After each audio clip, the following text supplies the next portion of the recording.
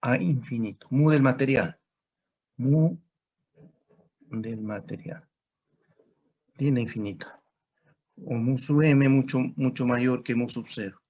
Mu del material, ¿no es cierto? Mucho mayor que mu sub 0. Esto que me hace suponer que la curva característica BH, ¿no es cierto? La curva característica BH, la curva característica BH es una recta, la curva característica BH es una recta a 45 grados.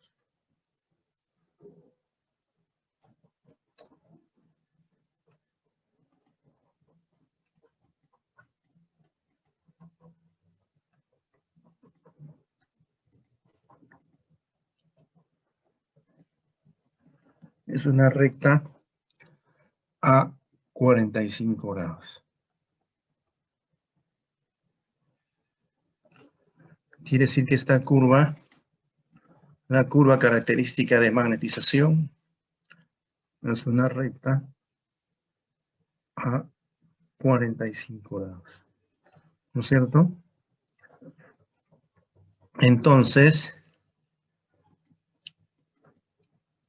la energía magnética, la energía de campo, la energía magnética, la energía de campo, en módulo va a ser igual a la coenergía. Esta es la energía de campo. Y esta es la coenergía. La coenergía no tiene significado físico. ¿No es cierto? Entonces, ¿qué decimos? La energía almacenada en el campo es igual a la coenergía. Ahí está. Entonces, no va a haber pérdidas en el núcleo. Las pérdidas, es de la segunda consideración, las pérdidas en el núcleo van a ser despreciables. Pérdidas en el núcleo 0. ¿Qué implica eso? Que las pérdidas por histéresis va a ser 0. Y las pérdidas por corrientes parásitas también va a ser 0.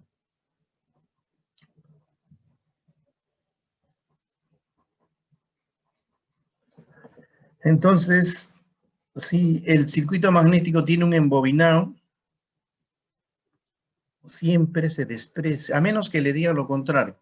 Siempre la resistencia del embobinado casi siempre se desprecia. La resistencia del embobinado casi siempre se desprecia. Pero si les dice que considere, lo considera. ¿Esto qué implica? Que las pérdidas en el cobre va a ser despreciable. Va a ser 0. ¿No es cierto? Y la cuarta suposición es de que las pérdidas mecánicas van a ser despreciables. Pérdidas por fricción y ventilación, sobre todo en las máquinas rotativas. Pérdidas mecánicas despreciables. Entonces, pérdidas en el núcleo despreciables, pérdidas en el cobre despreciables, pérdidas magnéticas despreciables. Y la quinta suposición, si no les dicen nada, desprecian el efecto marginal. Desprecian, omiten el efecto marginal. ¿Qué significa omitir el efecto marginal? ¿Quién me dice? Que las áreas del material y del entrehierro son iguales. Muy bien. Eso es despreciar el efecto marginal. Si no les dicen nada, desprecian el efecto marginal. No toman en cuenta el efecto marginal. Justamente este problema de despreciar el efecto marginal fue en la práctica pasada, el problema 1. En la cuarta práctica tenían que despreciar el efecto marginal. Pero si les dicen que consideren, lo consideran. ¿No es cierto? Pero tienen que darle las dimensiones de las áreas.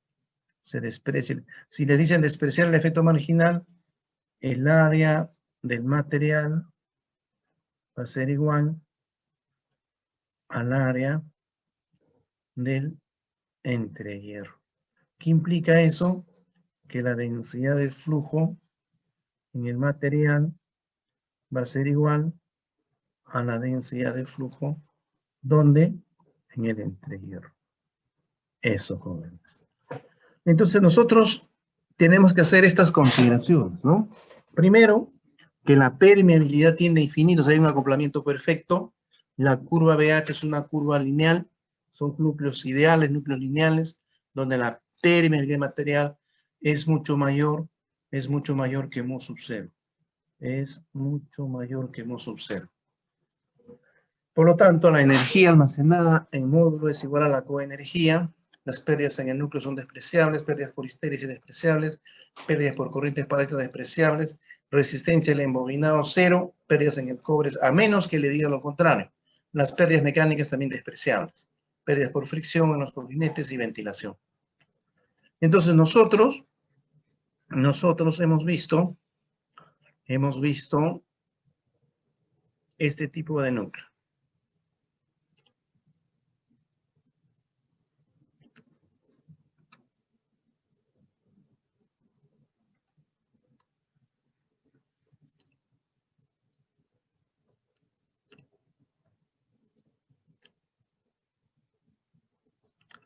Con su embobinado, núcleo principal, con su embobinado de excitación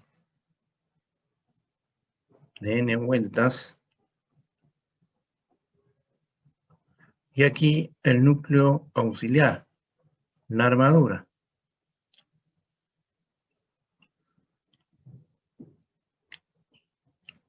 La armadura, ¿no es cierto? Y esta armadura sujeta un resorte que va adosado a la pared. Ahí está. Entonces, fíjense, ahí me ha salido mal esta parte de acá.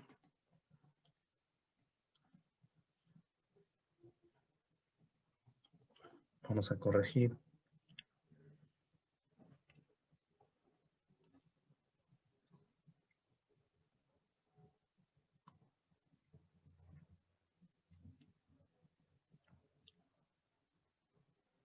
Ahí está.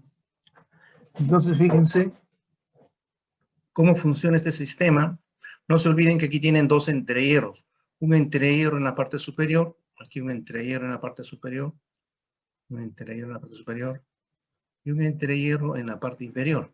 Este entrehierro tiene longitud L sub G. ¿No es cierto?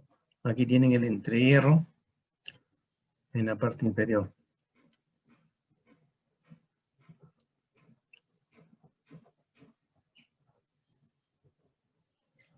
Así es.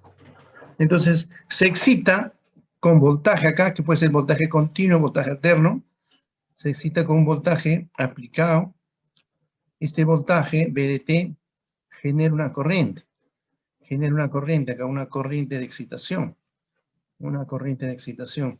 Esa corriente de excitación produce un campo magnético aquí dentro. Produce un flujo magnético. Produce, así decimos, un flujo magnético. Un flujo magnético que tiene esta dirección. Un flujo phi de t. ¿No es cierto? Como es un flujo variable en el tiempo, si es una alimentación alterna, aquí se induce una FEM. Acá se induce una FEM. Una FEM E. Correcto. Entonces, como son imanes, se van a atraer. Entonces va a haber una fuerza mecánica de origen electromagnético que va a hacer que este núcleo auxiliar se cierre acá. Se cierra acá, hay una fuerza mecánica. Una fuerza mecánica. Esa fuerza mecánica, ¿a qué va a ser igual?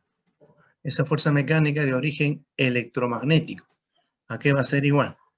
Esa fuerza mecánica, así decimos, esa fuerza mecánica de origen electromagnético va a ser igual a menos la derivada parcial respecto de X de la energía de campo, que es una función de lambda y de x. ¿No es cierto? De lambda y de x. Cuando lambda es constante. Cuando lambda es constante. Ahí está. ¿No es cierto? Entonces, esa fuerza mecánica de origen electromagnético también puede ser hallada a partir de la coenergía. Va a ser igual a la derivada parcial de la coenergía, ¿no es cierto? Que es función de la corriente y de la posición respecto de x. Respecto de x. Cuando la corriente es constante. Cuando la corriente es constante. Entonces ustedes dirán, todo el problema se reduce a hallar la energía. ¿Cómo hallamos esa energía almacenada? O esa coenergía. Como tenemos un solo bobinado, esa energía almacenada va a ser igual a un medio de la inductancia por la corriente al cuadrado. La inductancia del sistema núcleo-bobina. Y esa inductancia, ¿a qué va a ser igual? Al número de vueltas al cuadrado entre la reluctancia. ¿Pero qué reluctancia? La reluctancia equivalente. La reluctancia equivalente. Ahí está. ¿No es cierto? ¿Alguien tiene una pregunta hasta acá, alguna duda con respecto al resumen que he hecho del sistema estático? Entonces todo se reduce, el problema 1, a aplicar estas fórmulas. ¿Alguien tiene alguna duda hasta acá?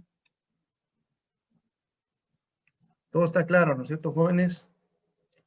Bien. ¿Cómo es en el caso rotativo? ¿Cómo es en el caso rotativo? En el caso rotativo tenemos dos bobinas. Quiero Sí, a ver, una pregunta. consulta. Dime.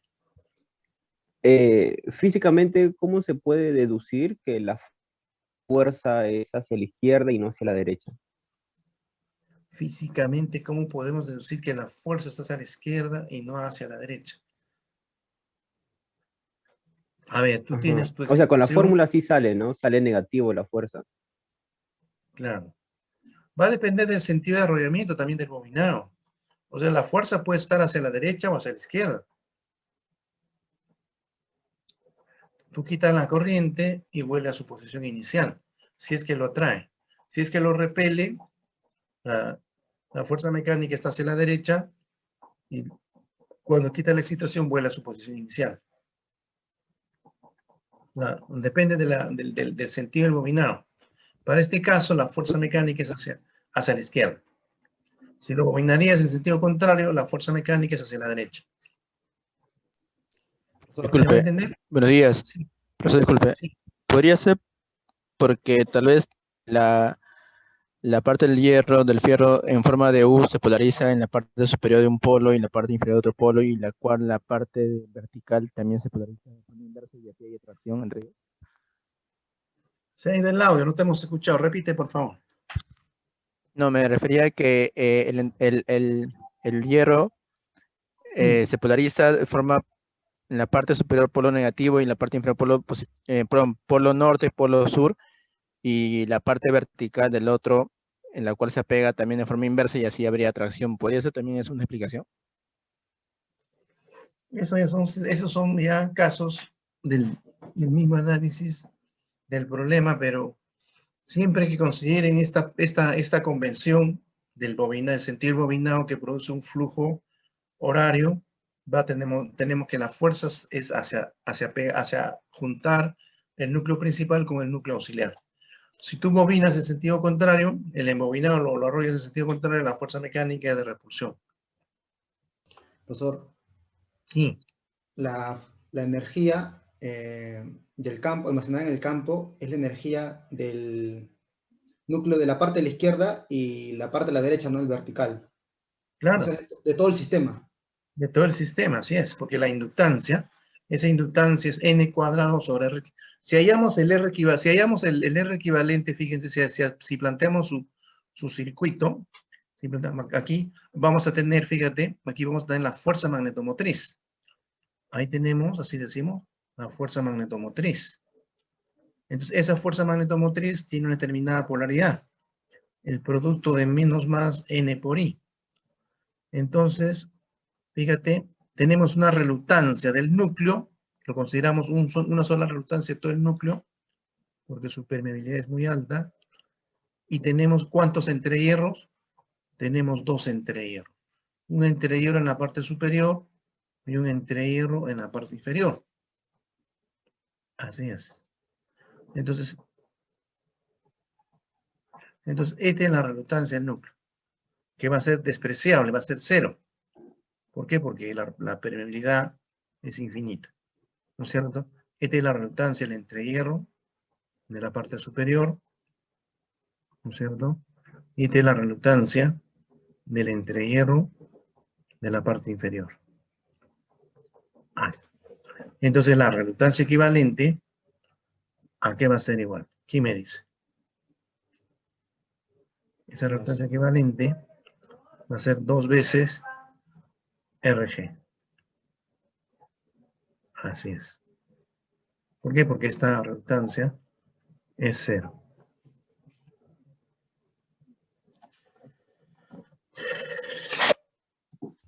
Profesor, Sí. y esa fuerza magnética es la fuerza resultante, ¿no? Ya de que hay en el primer entrehierro y en el segundo entrehierro es el total, ¿ya, no? Claro, es la fuerza total que hace que el núcleo auxiliar se pegue hacia el núcleo principal. O sea que en cada entrehierro habría la mitad, ¿no? No, la fuerza es única. La fuerza es única. Tú no puedes decir que en el interior superior es la mitad y en la parte inferior es una fuerza única que hace que el núcleo auxiliar se pegue hacia el núcleo principal. Ok, profesor, ok. Gracias. Ya. Entonces, esto es para máquinas estáticas, ¿no es cierto? Hemos hecho un resumen para las máquinas estáticas. ¿Cómo es el caso cuando tenemos máquinas rotativas? Ahí tenemos 2 embobinados.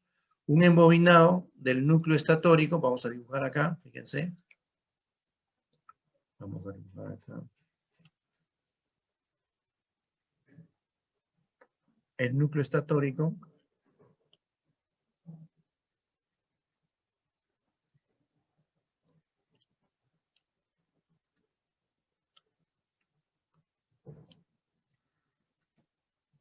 Vamos a dibujar el núcleo estatórico con su embobinado.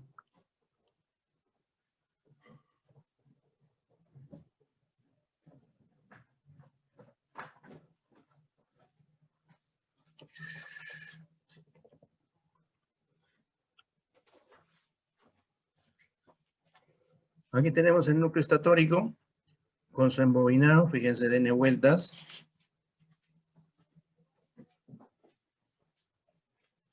Y por acá pasa una corriente estatórica. Y S. El rotor y el eje magnético de este estator va a ser así, pues. El eje magnético de este estator va a ser así. ¿No es cierto?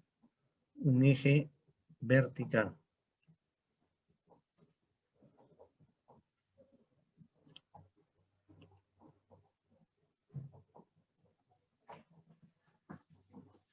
Y acá tenemos, este es el eje estatórico, vamos a poner acá 1S. Y el eje rotórico va a estar acá. El eje rotórico va a estar acá, fíjense. Ahí está el eje rotórico.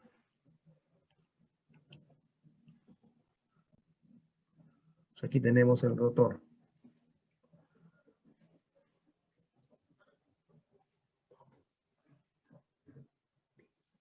Ahí tenemos el rotor. Y aquí tenemos el arrollamiento rotórico.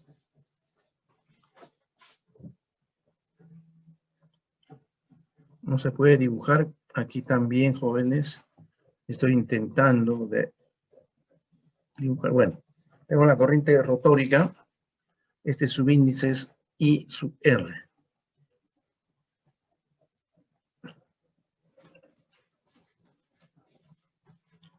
I sub R. Entonces, el ángulo que hacen los ejes magnéticos, es teta. Ahí está.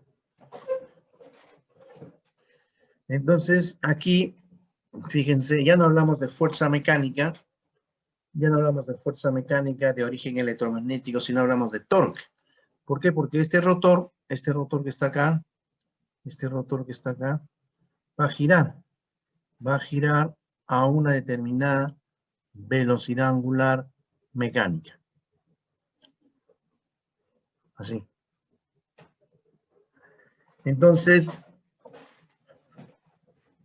hablamos de torque electromagnético. Torque electromagnético, o sea, Newton por metro. Torque electromagnético. Torque electromagnético.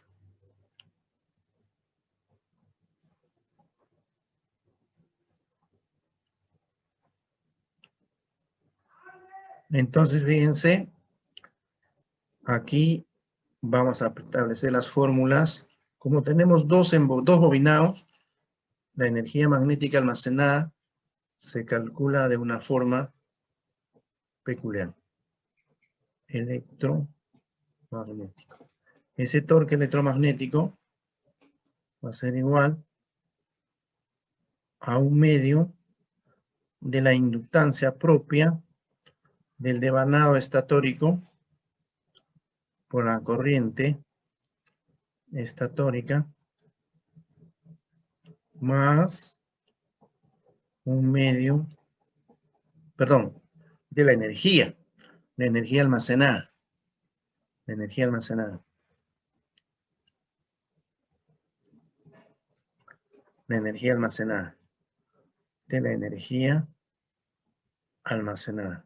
Como son dos bobinas, más un medio N sub RR por I sub R al cuadrado más L, la instancia mutua, y por el producto de las corrientes. Ahí está. Ahí está. Entonces, ese torque electromagnético, fíjense, ese torque electromagnético, ¿a qué va a ser igual?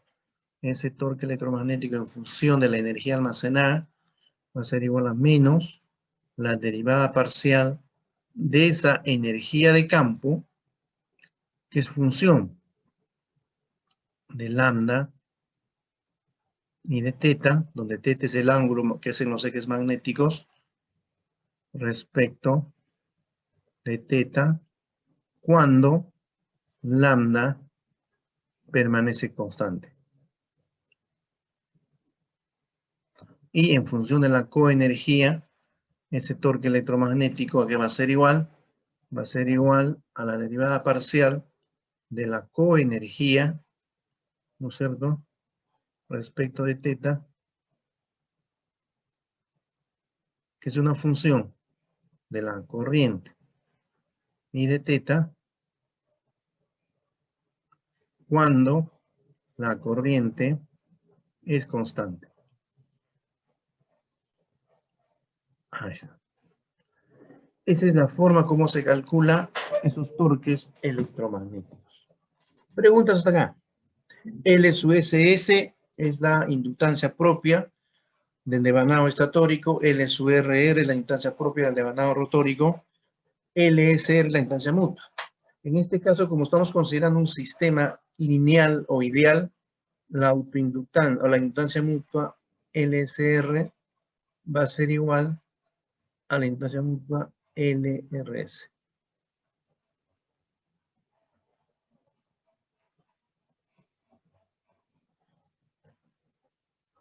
Eso debe quedar claro para poder resolver los ejercicios del examen final, ahora el día lunes 1 de marzo. Vamos a resolver ejercicio, pero quiero ver una duda, si es que hay. Está claro, ¿no es cierto? Vamos a resolver ejercicios. Profesor, Sí. una consulta. Ese de torque magnético, el WF sub F de energía de campo, ¿es con energía está haciendo eso, ¿no? Con la menos derivada del primero, ¿no? Sí, el primero es con la energía magnética almacenada. Ah, ya. Ya pues.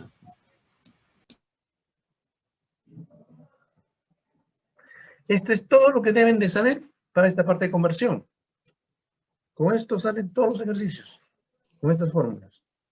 Profesor, Sí, o sea, en la primera parte hallamos la fuerza traslacional, en la segunda, el giro, ¿no? La rotación. el torque. La El rotación. torque. El torque. Ok, profesor, El ok. torque electromagnético.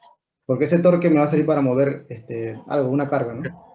El rotor, exactamente. El rotor puede estar conectado a una carga. Exactamente. Ok, profesor, gracias. Entonces, ya saben, les voy a proponer un problema de máquinas estáticas y un problema de máquinas rotativas, de conversión. Va a ser para hallar la fuerza mecánica de origen electromagnético y en otro caso hallar el torque electromagnético. A ver, vamos a